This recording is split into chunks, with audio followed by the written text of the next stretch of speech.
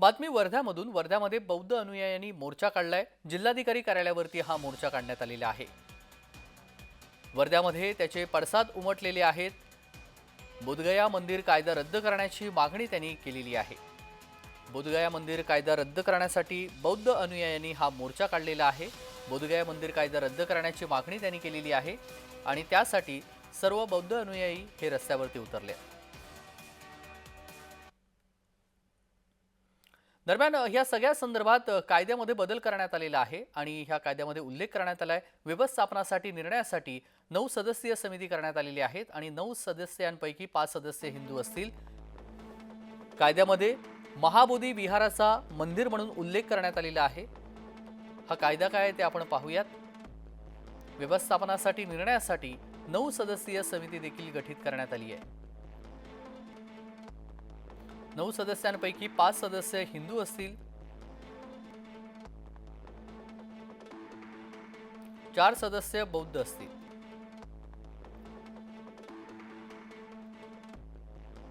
समितीमध्ये एक सदस्य गया जिल्ह्याचा जिल्हा दंडाधिकारी असेल. जिल्हा दंडाधिकारी या समितीचा अध्यक्ष सुद्धा असेल.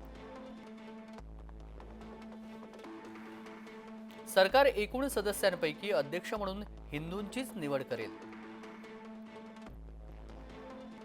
बैठकीसाठी कमीत कमी 4 सदस्य उपस्थित असणं गरजेचं आहे.